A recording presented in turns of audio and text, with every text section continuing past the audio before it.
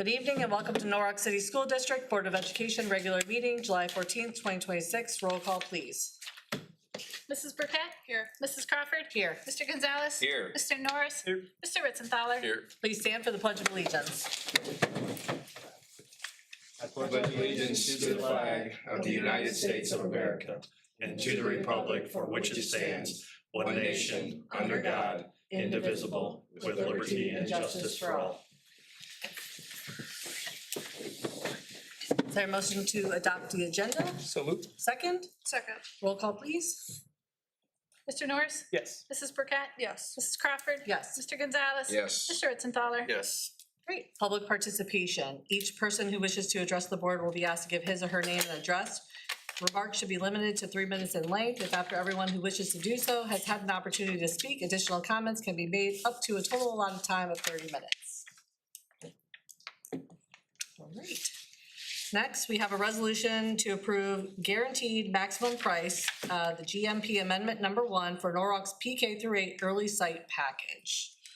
So do you want to kind of do discussion first? Yeah, why don't we have the presentation from So before, everybody should have a paper copy. Thank you, Jen, by the way. What we have before you is our GMP 1 for the site.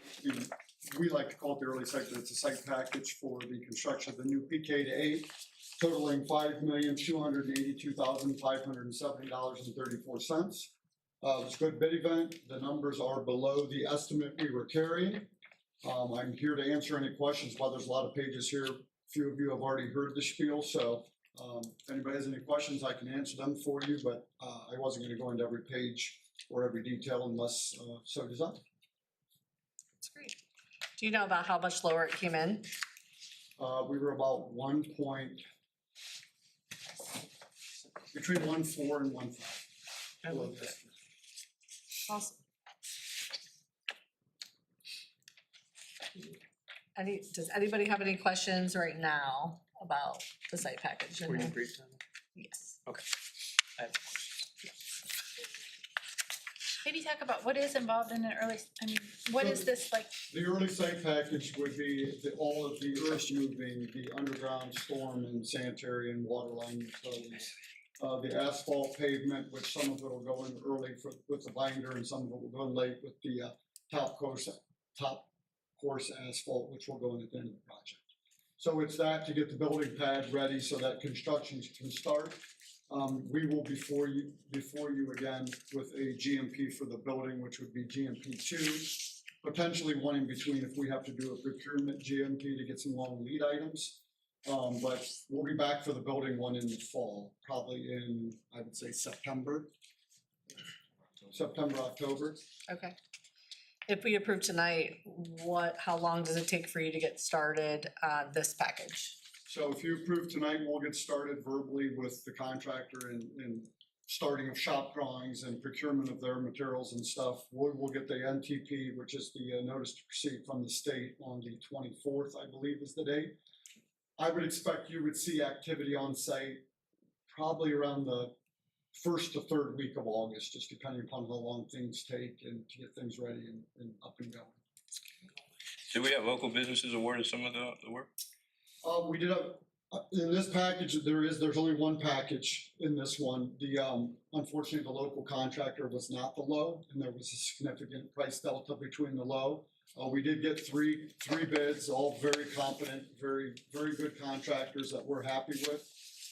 But again, the price delta was enough that the local contractor wasn't able to fit in. There was discussion this morning too, if we chose to go with a local, like that contractor, there is a possibility that the state would make us pay the overage if they're all comparable. And so if there was a significant difference, which there was in this case, if we chose that, then we would be 100% responsible. So I feel like CT Taylor made a good point on who did bid, and they're gonna be great.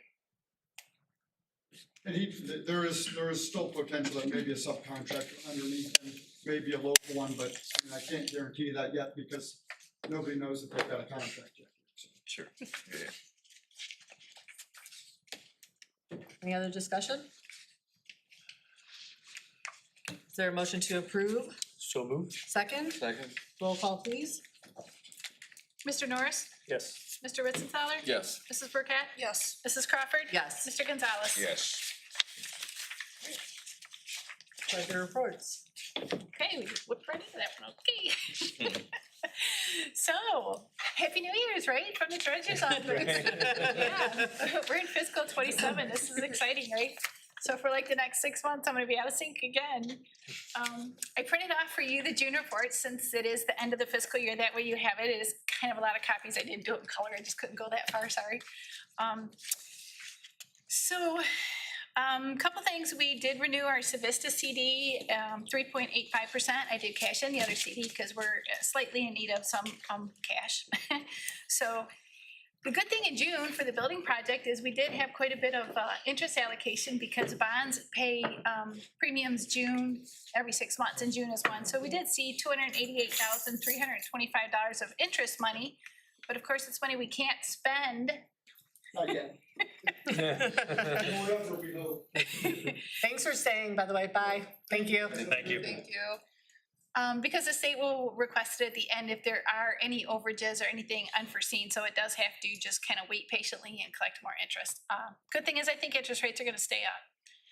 So when you look at the financial reports I gave you, the next page is your fund balance sheet. June 30th is the only time you won't see any negative fund balances. This is because we have to spend money on federal grants and then request reimbursement. So they're usually in the negative, but at June 30th, we request advance funds that cover the June payrolls.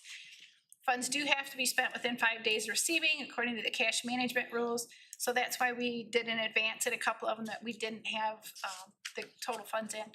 So we can use our federal funds to pay until the August 15th payroll because our employees right now are being stretch paid for work that was done last school year.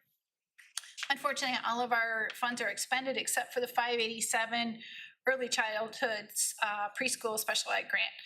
So starting with our August 31st payroll, we'll move over to starting to use the fiscal 27 grants. But for now, those staff are all paid from the general fund. Next, you look at the comparison between this year and last year. This is just general fund. You can look at the year-to-date, see the difference. We had $884,331 more in revenue, but we spent $1.3 million more than last year. We spent more in every category except supplies. We also did not have to transfer as much out. You'll remember last year we did a big transfer to food service, like $120,000. We didn't do that this year. Mostly we just had advances to cover our negative funds and a couple transfers for the yearbook and some class funds. Can't remember what the other one was, sorry.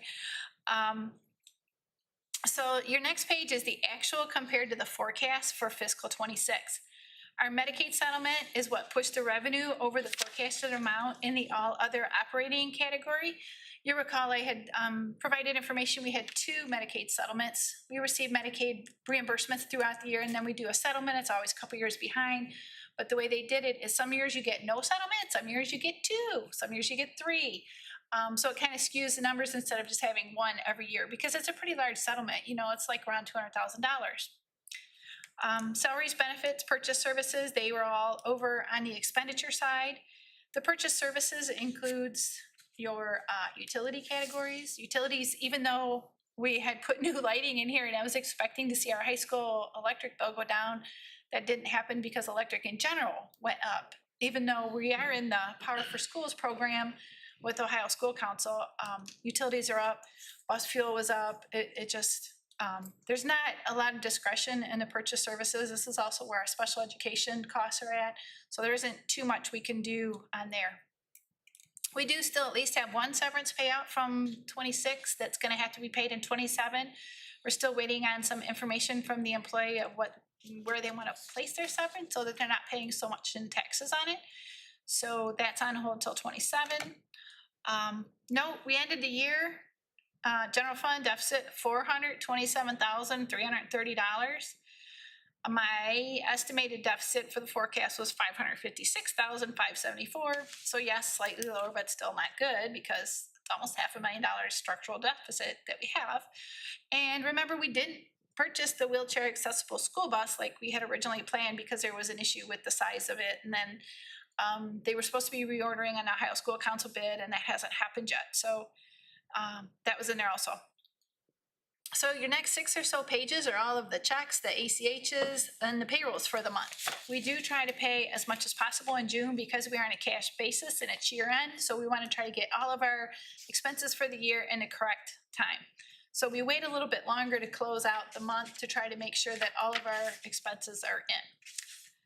Next is your summary of cash balances by fund. This is a nice report. It shows you every fund for the entire year. So under the grand total, you'll see we're down by $1,647,211, which isn't that big of a deal when you think about there's some things that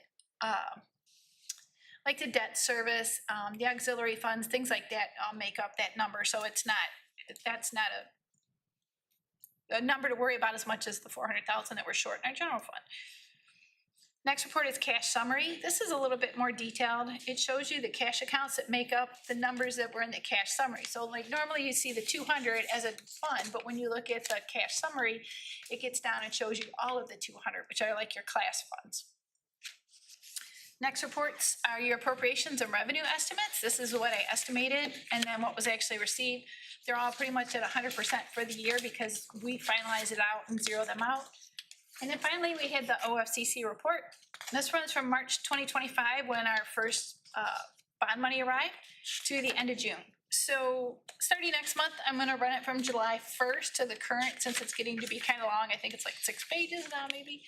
But it will still show you the balances in the fund. When you look at the ending number, it'll show a fund balance. Like if you look at the interest one, you can see how much interest has been received on both the state side and the local side. That number will always be updated, even if you don't see the detail of what happened before. And of course, you'll have these reports to go back and look at, right? So as far as fiscal 27, with the budget bill change, we're going to be doing the forecast in August. This should be exciting. I don't even think we're gonna have our tax settlements in by then. Property taxes aren't even due until the end of July. We did receive our first advance on it, and she did send me the inflation cap credit amount today. So I have that, but we're not gonna have our actual numbers. I do unfortunately have our state funding number that's been posted. We're looking at a decrease of over $500,000, 509,000 to be exact. That's due to the cost inputs not being updated on the Fair School funding plan, but they updated the property wealth and income valuation. An example is our medical insurance.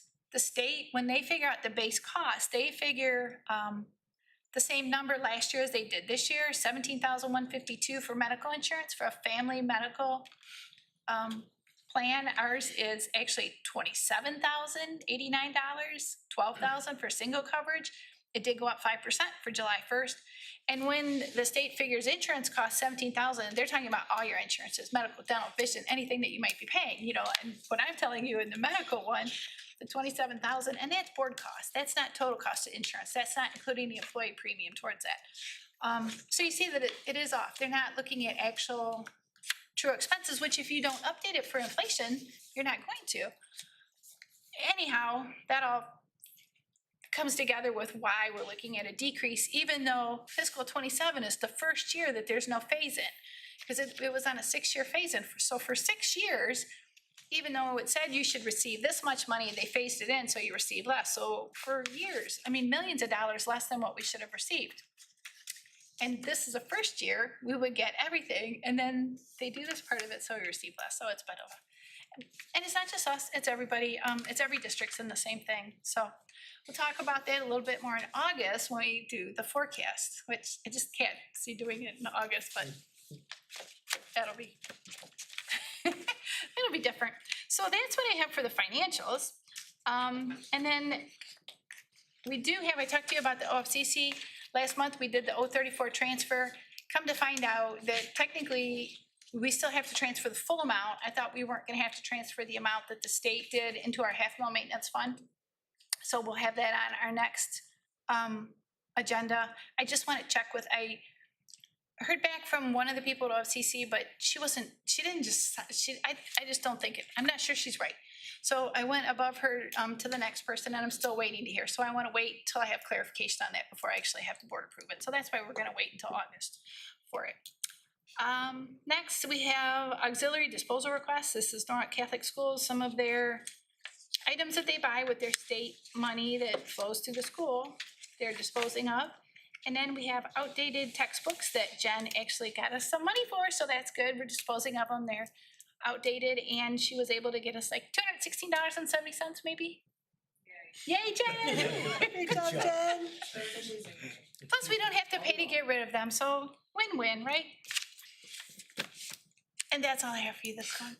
King's Choice. Is there a motion to approve items 4.1 under 4.4 under treasurer reports? So moved. Second, Second. discussion? I have some questions. Okay. So first question, I know that we had a higher payroll because we paid out a lot of the retirements that we just had over the last few months. Mhm. Are we complete on that, or will there be this fiscal year retirements paid out still for a few people? They'll be paid out by the end of next year, unless people leave mid-year. We still have one more from the 25-26 school year that has been paid out. Okay, Actually, we have two, but the other one's an auxiliary one, so it doesn't come out of our money. But yes, we'll have retirements next year. They'll be paid next year. okay. And then I know you already answered, we're gonna have the forecast in August. But if we ended negative 427,330, do you see, what was your forecast for next fiscal year that we saw before? What did you think we were gonna be negative for? I don't remember. It was like I'd have to look it -9? up. It was still negative, but it 100,000? wasn't by a lot because I was expecting the Fair School Funding Plan to be fully implemented. I wasn't expecting a decrease in state funding.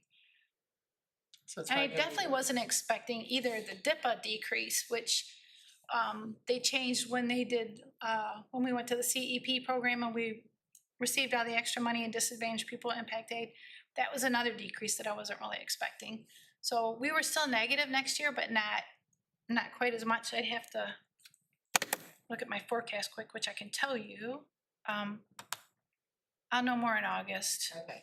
And I do want to make a request that we know specifically where we ended then with our, trying to hit the $1 million decrease in overhead. And I'd like that to make sure that's part of your forecast. So if Dan has that number, I want to see if that, because most of that savings should be this fiscal year, correct? Because those retirements are, Yes, that would. And much of that was tied to personnel. Right. There weren't a lot of program-based, it was tied to personnel. Right, and so I believe since most of those retirements have already happened, that saving should be reflected in this yes. forecast. But remember, every employee in the district received a raise. Well, except Brad and I. Right. So salaries will go up. So even though we have a savings, Well, it's not really savings, that was our minimum that we had to do with right, all of that these is what I needed cut factors. out, yes. Right. Yes. So I just want to make sure we Yes. hit that goal or how close we were and then what actual impact it's having on your forecast. Yep, I had us at, sorry, it was even worse next year. Negative 767. Okay, I couldn't remember, it was 7 or 9, maybe it was the Yes. following year that was Which is 9. why I said I wanted to decrease by $1 million to get us, Yeah, because by the time you take that out, but then you still have your percentage of increase. Right. That's still just barely breaking us even, so. yes. If, And that is with, I mean, like I have the increase built in for next year. You know, Right. the raise is built in for everybody, any insurance built in. That's why we needed to cut the $1 million to get us closer Right. to I just want break to even. kind of see that and see how close we were in your forecast and make sure I can identify it in the forecast where hopefully it takes us back. Well, so you'll be able to see it, yes, but no, because you're gonna see, you know, we have the savings from that, but then we have the cost, Right, the increase. but if we go So you're not off gonna see of- like $1 million, you're not gonna see $1 million decrease in salaries. Right, it's not gonna be exact, right, but if we look at your forecast from before we started those cuts, which was at 7, Mhm. then, we should see almost a break even If we Right. don't, then we know we didn't do enough, or there's something we didn't do, right? Right. I mean, that's, I understand I'm not gonna see a straight number in salary because there's increase Uh-huh, in raises. I get that, but I wanna make sure that I yes. still see it. Yes, you will see it in that, but you're not gonna see a total number because revenue's gonna be less. Right. I had, looking at it now, I had like a $200,000 increase. Let's see, I had a negative 100,000, I got a positive, like a negative, I had about a positive $200,000 increase in state funding. Okay, well, that just flipped. It's now, 500,000 minus, well, makes 700,000. I know, but that is why it had to happen, because we have to do, we Right. have to do something. We have to get started on this, and it's not just a one-time thing either. This is something we need to continue. Continue, We need right. to look at every time somebody leaves, whether we can do without that position. Because we don't ever want to have to riff people. We Well, want the to do fact this that to we're not attrition. handing out pink slips like all the other districts are, I think that's. Yeah, we says a don't lot. want, we want to, which is why it's gotta be when people leave. Do we need that position filled? And my last question is the health insurance. I know we talked briefly over the last few years about if there are other opportunities or other ways that we can bid that out. Yep. Going to the wellness or the premium savings option plan for the new employees is a huge savings. That's really been great. It's just a matter of it's a slow process of, as Yeah. people leave, the new ones coming on, going to that plan, but it does make a big difference. There's a huge savings there. And getting the teachers onto the working spouse language. Leaving HESI Yeah. I would love to leave HESI because I really don't think it's the best for districts, but that would take more than just me. Well, if it gets to be or it's, And it's $30,000 more a person, Yeah. we might And have but it's to also look at it. negotiated, it's something that we can't just unilaterally say we're changing your benefit package because That's it is right. negotiated. So there's that. Those are all my questions. But they also don't offer anything, that's the thing about HESI, they don't offer anything else. It's either the wellness plan or the premium savings option plan, that's it. There's no, and the premium saving, it's less expensive, but it's still a really good plan, it's still expensive. So, maybe you're saving, I can't off the top of my head remember what it is, maybe $6,000 a year less. It's still a lot of money for what it is, Back to your comment about like when people leave and, at that time figuring out if that position is needed or not, do we have like a procedure or a process in place to analyze that, or is it just like So- if it's brought up? We're doing it all the time, but it's based on those getting near retirement. So we know who those people are, Yeah, either directly because they talk to us or through our principal Yeah. at that building saying because those conversations have been had. So I'm looking to do one more year, I'm looking at 2 years. So we have those jotted out. We have that every year because we ultimately are looking at what is your content area? What is your licensure? Yeah. Because we want to say, where are good people that potentially can cover that position? Because you can't always just eliminate, we're a school. We're a personnel, we need Yeah. X number of people to serve. You can't just say this formula is gonna work always. We've been very effective this year because of the expanse and who it's been. Because it's been broad-based, a lot of elementary based. So you have, as you know, wide licensure areas where you can move people, shift, and it's made sense. Yeah. It gets more difficult when you get unique specific to, there's only me with this content and licensure. sure. And there's no one else to flex in. When you get in those scenarios, it becomes a little more difficult. Yeah. And we've always tried to not be the program cutter because we Right. have not, from a student level, nobody's having any effect of saying this is adversely affecting our district. There is not any of that at all. And that's been our goal of ours, to make sure that we're not doing that. We're not impacting programming. Kids still have selections, options, opportunity. We've been great at that. But that's what we're doing. So if you're saying a formalized list, No. we can make it more formal, but yeah, we know who we're talking about. And I can tell you right now who we're looking at. We believe at the end of Yeah. 26, 27, that we'll be Okay. addressing. I was curious if like conversations were happening, Yeah. that like, we have a checklist of, you know, Yeah, what. and I prefer not to name names here Yeah, yeah. because they haven't made it And I don't- official, but yeah, we've had those talks already. No, I don't need specifics. I was just curious if those conversations are happening, and I appreciate the work that you and your admin team are putting into making sure this happens. And the biggest part comes at the elementary level when you know it can be sized to where our enrollments are. Because Norwalk is not unique to every other school district where you look in the area, everyone's having a slight dip. No one's growing drastically. You're not having that population boom in any school district. So it's not, what is Norwalk doing wrong? That is a pattern across all of our districts that we've seen. So there's a lot of alignment. And some districts have had to do the, as Jeremy says, a pink slip. Some have to do the rift and going through that process rather than we've been doing it Yeah.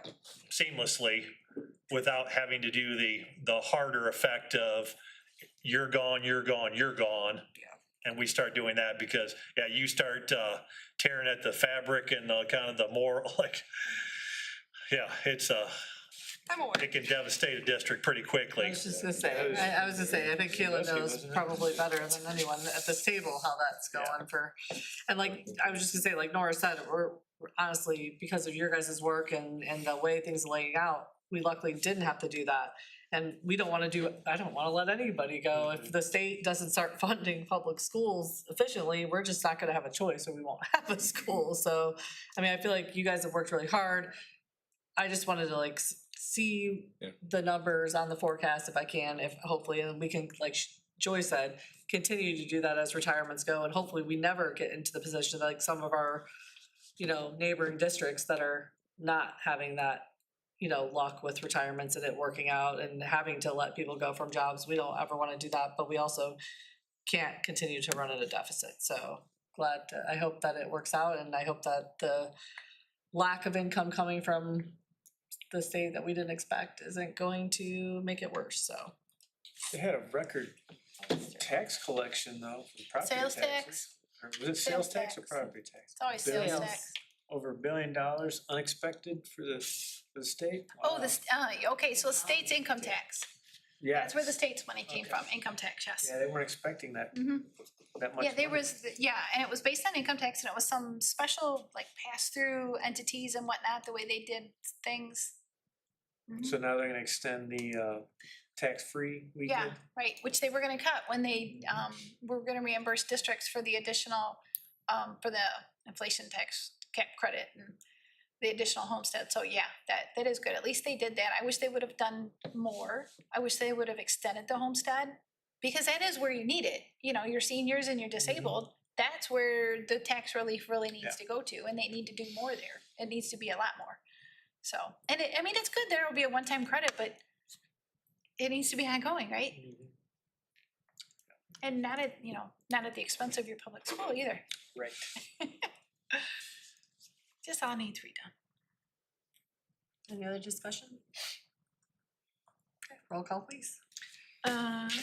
Mr. Norris? Yes. Mrs. Burkett? Yes. Mrs. Crawford? Yes. Mr. Gonzalez? Yes. Mr. Ritzenthaler? Yes. Personnel. 5.1, we have two resignations. They're both aides, and Melissa Diaz and Lindsay McDonald. Lindsay McDonald was hired at the last board meeting and then received an email the next day that stated that she is going to stay at her current place of employment. So we actually have not really stepped foot or done much of the paperwork other than we said yes to her, and then the next day she said, thank you, but I'm staying put. Melissa Diaz is a great story because you'll see 5.2, I'm asking for approval for her employment. We have seen her as an ELA. She is top shelf. She has actually done student teaching with us and did a long-term subbing this last semester. So like some of our past hires, when you've seen them in action, you have a lot of confidence in then saying, okay, you're ready for the big position. You're ready to take over as a teacher. She will be an intervention specialist for us. So as a brand new, so she's actually finishing up her test through the state, and then she'll be a year one teacher at step 0. Julissa Reyes, she has been a teacher, and she actually is excited to come back here. She's been with us for some time. She's coming back here to be an ELA, so she'll fill the position that Melissa Diaz is vacating. And then I think her hopes are eventually to have a teaching position with the Norwalk City School District. So she's coming back as an aide, even though she's been a teacher. But yeah, she definitely has plans and would love to pursue almost where Melissa Diaz has had that same opportunity. 5.3, this is exciting. So we actually talk about drivers and the driver's ed program. So expanding who's available to assist with our kids in the driving portion only. Daryl Mall and Tabitha Andrews, pending verification. 5.4, Ernie Stroud, pre-service bus class training. So here again, another opportunity to add another bus driver to the mix. 5.5, we have a list of our kindergarten teachers that will be, this is a day outside of the contractual NTA day, August 4, 2026, and that's our early for the new year for those that are going to be enrolling into our kindergarten program. So that is 5.5 in that listing of teachers. The next healthy listing here is certified and classified subs that have went through Mr. Ballman for approval, and they are on that list, and we hope to be able to use both the certified and classified throughout the 26-27 school year. See a lot of recent school graduates in here. Okay, and some of them are the convenient timing of, I'm available for this month, Right. these 2 months before I go back, or I like that Christmas break. So you do have some that are clearly within school age and attending undergraduate universities and are making this happen. So this is a good opportunity, and some of those actually want to be educators. So here again, why not do this and have that exposure and say, is that the career path you want? Sometimes that will determine or help Right. sway Yeah. yes or no. So that's all I have for personnel. Is there a motion to approve items 5.1 through 5.6 under personnel? So moved. Second, Second. any discussion? Okay, roll call, please. Mr. Norris? Yes. Mr. Gonzalez? Yes. Mrs. Burkett? Yes. Mrs. Crawford? Yes. Mr. Ritzenthaler? Yes. Superintendent report. All right, somewhat light here. This looks like a July agenda, so my one item is the online day plan. This is the annual approval that's necessary by the board. So similar to this year, it's basically saying we have the 5 calamity days that essentially kids, no one else will have to make up quotes, and then you have the additional days that we use this year, the 3, and then beyond that are actually days on the calendar. So that's basically stating that what we had done this year, we're gonna follow that same suit. And hopefully, this year was kind of a banner year for many snow days and such, but we'll see if we have to use that again. But so that's basically asking for your approval for that online day plan. And that is all I have. Is there a motion to approve item 6.1 under superintendent report? So moved. Second, Second. any discussion? Roll call, please. Mr. Norris? Yes. Mrs. Burkett? Yes. Mrs. Crawford? Yes. Mr. Gonzalez? Yes. Mr. Ritzenthaler? Yes. All right, board item, we have a resolution to lease the real property resolution to lease from Norwalk City School District to the Norwalk High School Athletic Boosters. Is there a motion to approve? So moved. Second, Second. discussion? Exciting times. All right, roll No call, questions? please. All right. Mr. Norris? Yes. Mr. Gonzalez? Yes. Mrs. Burkett? Yes. Mrs. Crawford? Yes. Mr. Ritzenthaler? Yes. Any other board discussion? Did we? You want to do the next? Yeah, you Sorry. want to talk, so She's like, the world is listening right now, so you can share the incredible things that are happening right now with the Reagan Complex and Norwalk Athletic Boosters. So we have signed all of the construction agreements and agreed to final plans and the layout, and the additions that are taking place. Today we had the opportunity to choose the turf that'll go into the facility, and we are very, very close to reaching that final goal to cover the entire project. So just roughly at this point around $150,000 to completely complete the project, slightly under budget. So it will triple the size of the current facility, and will access around the entire complex. And we've been able to add a few things that we wish list items in the process, and daily our community is I'm depositing checks daily from community members, so that's really exciting, and that's without extreme fundraising measures, just saying like, hey, we have this great project and a great opportunity for our students. So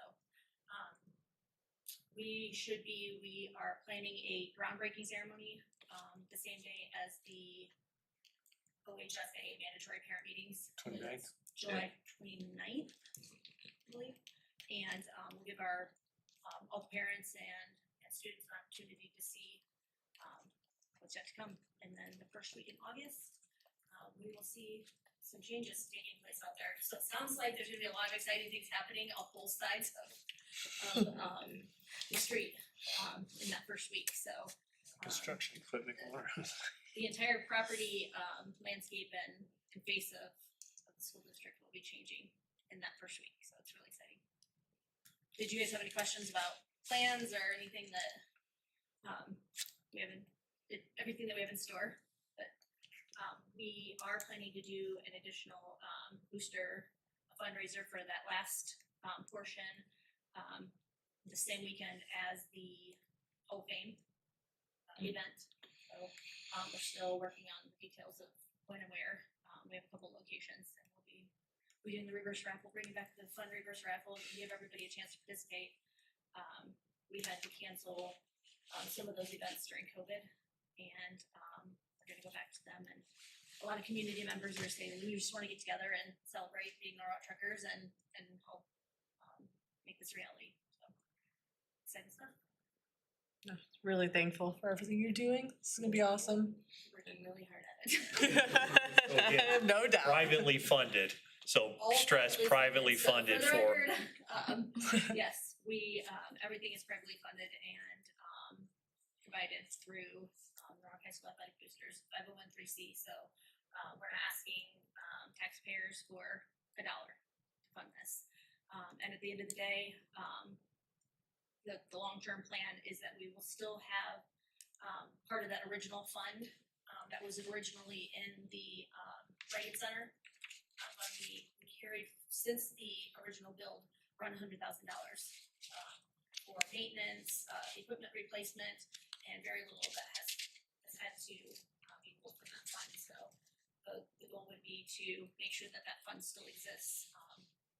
Again, I think we've done some exercise bikes and weights and things that need to be replaced inside the facility, but if there's any long-term maintenance, that money should exist as well.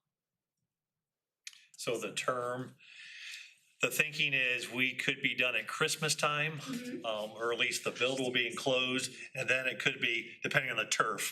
If we're going with Maumee Bay and when their installers will bring it in, but if you look at the terms that we have on the lease agreement, we did stretch it out a few months beyond that because we don't know on the closing up.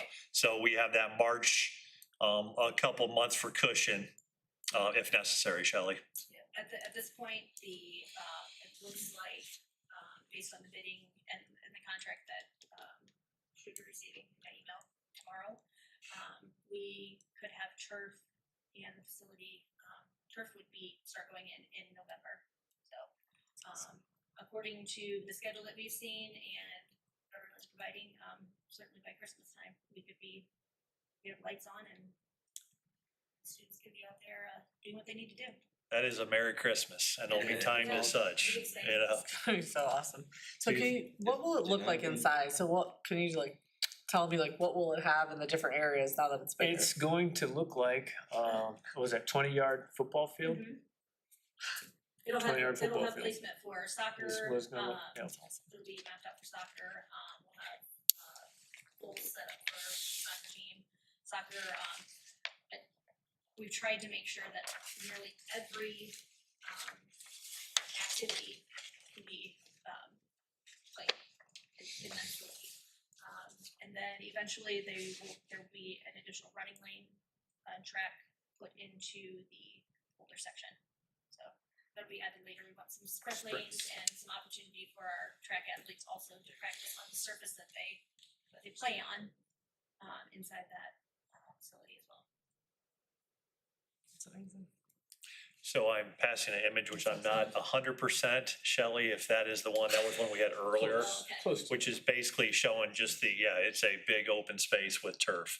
I think the only changes that Pads might and not be on garage that door. would be some netting pads and door placement, overhead door placement. We moved them, they were originally kind of in the middle where you would have one of your soccer goals or something like that. We've moved them locations of those, and the main door that exists at the Reagan Center now, that will be closed off. So that way there's more playable space there, and everything will go through it'll be basically like a mudroom entrance, a hall between the two facilities, and everybody will enter, exit there. Obviously, there are emergency doors, but that will be the, I guess, that's there. Awesome. So to your point, yes, $100 million project on one side of Shady Lane and 2 million, we're safe to say almost 2 million Yes. privately funded on the Norwalk High School campus happening at the same time. So yeah, second week in August, it will be exciting. So if you're a builder and like to see things happening, there'll be trucks going left and right. And If you have young Be ones that driving like by to and just see seeing the updates. excavation equipment and a lot of dirt moving, then That's awesome. It's exciting. Thank you again. It's a good time to be a trucker. I know. Agree. It's awesome. And thank you, Shelley, for your leadership on the athletics, Yeah, which I know you, absolutely, no problem. you've done that for a It's while. exciting. Yeah. It's exciting to see everyone in our community this excited about it and coming together, participating in it. I mean, the athletic boosters, it's $1 million of our work, but to see the other $1 million, it's amazing to me how much people are giving. Yeah, I mean, in terms of facilities, I think, you know, it sort of puts Norwalk in a category of its own. I mean, if you think about it, between the new school and then, Absolutely. you know, kind of the complex we have back there, it's It quite puts impressive. us in a category of our own based on the fact that we didn't have to ask Yeah. for a levy, we didn't have to ask taxpayers, we didn't have to ask our community members for more. Would this be one of the largest One recreational campus. facilities in surrounding districts? oh, for sure, with this, yeah, with the addition of this, for sure, yes. College comparison? You're going to your Toledo area schools that have some of the ones that we visited to have the square footage that kids will have access to. That's awesome. And it's clear, and you've been a part of that planning too, Jeremy, you know, like, we think it looks like a football stadium, it's tied to like, no, we are addressing all Right, sports. Like, yeah. this will be the value of all. So anybody that's thinking it looks like we're, you know, for football, it is not. When you see all sports complex on the original Reagan, that is what the answer is for all kids. We wanna make sure our nationally ranked cheerleading team has a great place to Right, Indeed. keep moving on to. nationally ranked. Gotta start hanging some banners in there. Yeah, yeah. Get those baseball and softball out of the gymnasiums and into those spaces. That'd be nice. Yeah, that's awesome. I'm excited. I'll have to stop by when it's getting built. Oh, you'll be seeing it every week, dropping Nash off for football. I was gonna Yeah. say, so Abby shall You'll have a be right place to there. practice when it gets cold. Shed out there. Super Yeah. excited. That's awesome. So we'll get signatures and then get you a copy and then some of the other individuals in the committee that need them to forward on to other individuals. Any other board discussion? No? All right, so I'm looking for a motion to enter into executive session for Ohio Revised Code 121.22 to consider purchase of property for public purposes, sale of property, all that whole sentence. Is there a motion? Second? Second. Roll call, please. Mr. Norris? Yes. Mrs. Burkett? Yes. Mrs. Crawford? Yes. Mr. Gonzalez? Yes. Mr. Ritzenthaler? Yes. All right, time is 7:14. Thank you. No way. I thought he was gonna have you give up You're gonna be and do empty a nester here PowerPoint soon, aren't you? presentation. Are you an empty nester?